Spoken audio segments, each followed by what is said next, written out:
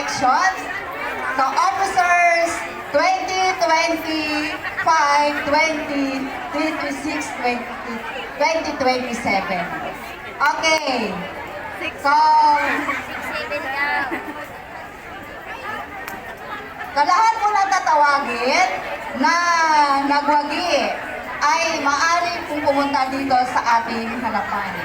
So, unahin po natin ang ating mga representative mula po sa grade 8. So, we have Odin Marcos.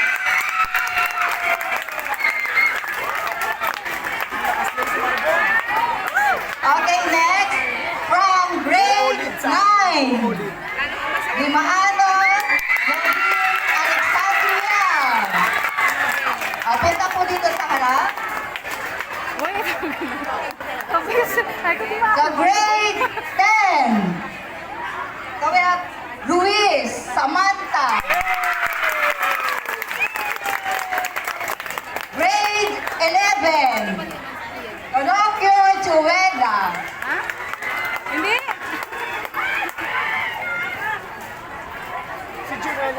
I'm sorry for the grade 11 representatives po. Sorry, it's not Mali daw, mali. Rodolfo Chueda. It's Reliamas Rodrigo.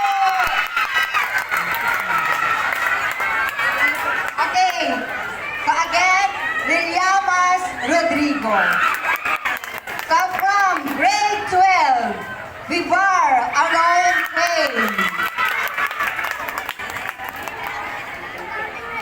So para po sa ating PO, Sir La Rosa Charnier. Sa PIO, sa Miranda Queen Samantha. So, auditor, sa Acosta Princess Nicole. Sa treasurer, sa Dimaano Julian Barbadi.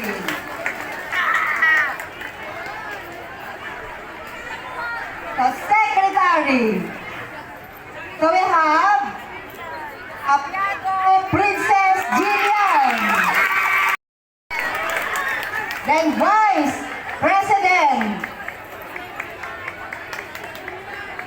Dilas Alex Macarni. And of course, para po sa ating President, so we have Audra Kay. So again, congratulations para sa ating SSLD Officers 2026-2027. Maaari pong tapos si Sir Jess,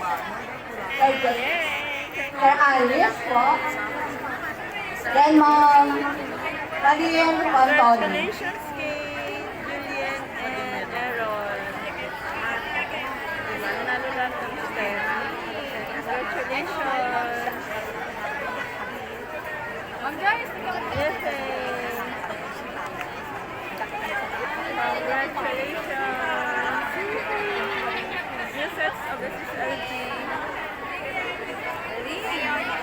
Manalo ng SLG Okay, again, maraming salamat po sa lahat ng mga election. nakita para po sa So, ginanang 2022 election. And sa mga hindi po nanalo, pwede pa rin naman tayo tumakbo para sa susunod na taon. Maraming salamat po.